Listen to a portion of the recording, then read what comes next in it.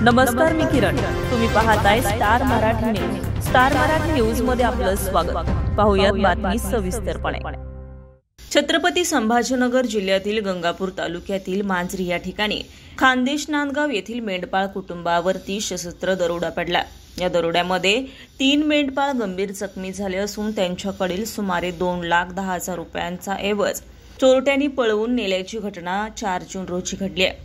महाराष्ट्रात मेंढपाळांवरती दिवसेंदिवस वाढत चाललेले दरोडे हल्ले याबाबत महाराष्ट्र मेंढपाळ आक्रोश आंदोलनाच्या कार्यकर्त्यांच्या वतीने महाराष्ट्र राज्य विधानसभेचे सभापती राम शिंदे साहेब यांची भेट घेतली. त्यांना निवेदन देण्यात आले.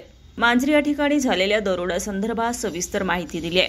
मेंढपाळांच्या संरक्षणासाठी बंदुकीचे परवाना मिळावा अशी मागणी मेंढपाळ आक्रोश संघटनेचे संस्थापक अध्यक्ष सखाराम अण्णा सरक, उपसरपंच नाथाभाऊ सरक यांनी मागणी केली.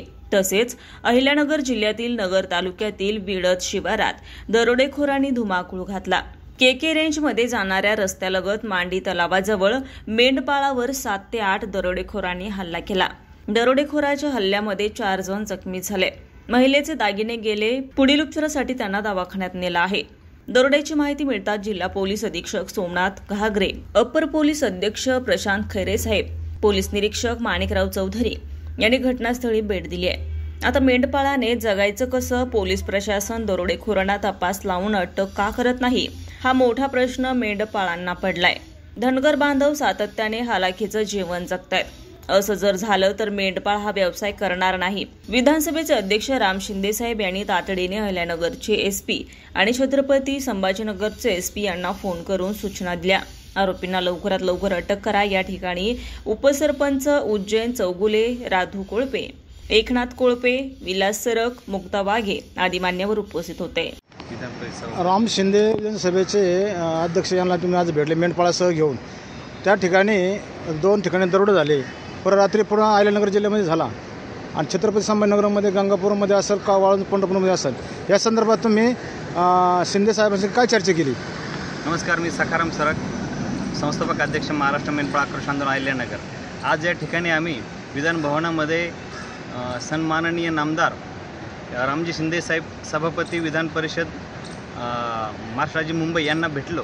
तर भेटीचा उद्देश हा होता की जर आपण बघितलं गेल्या 1.5 महिन्यामध्ये संभाजीनगर जिल्ह्यातील गंगापूर तालुक्यामध्ये सलग 3 दरोडे या ठिकाणी पडलेले आहेत.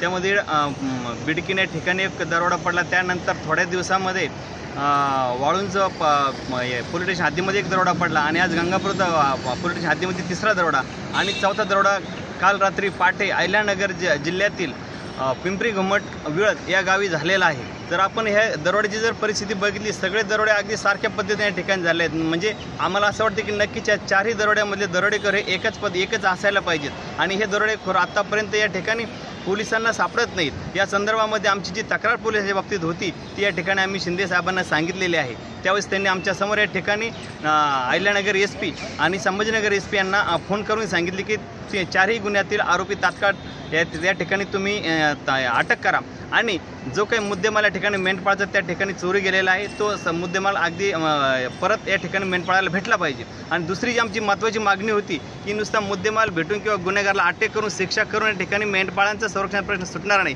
त्या ठिकाणी महत्त्वाचा जो प्रश्न होता जो आम्ही शिंदे साहेबांनी चर्चेला घेतला तो होता की प्रत्येक मेंढपाळाला या ठिकाणी बंदुकीचा शस्त्र परवाना दिला पाहिजे. तर आत्ताचा जो शस्त्र परवाना घेताना ज्या ठिकाणी त्या ज्या जाचक अटी आहेत त्यातल्या काही अटी या ठिकाणी वगळता आल्या कमी केल्या पाहिजे अशी आमची मागणी होती.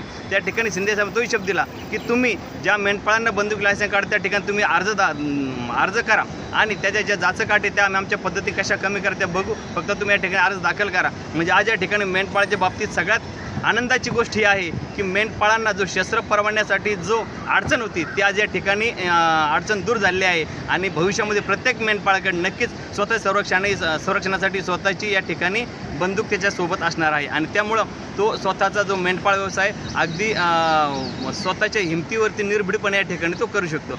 Raosaheb Barpe, star Marathi news, Ahilyanagar. ताज्या आणि महत्त्वपूर्ण घडामोडी पाहण्यासाठी आजच आमच्या स्टार मराठी न्यूज चॅनेलला लाईक करा, सबस्क्राईब करा आणि बेल आयकॉन प्रेस करा आणि पाहत रहा स्टार मराठी न्यूज.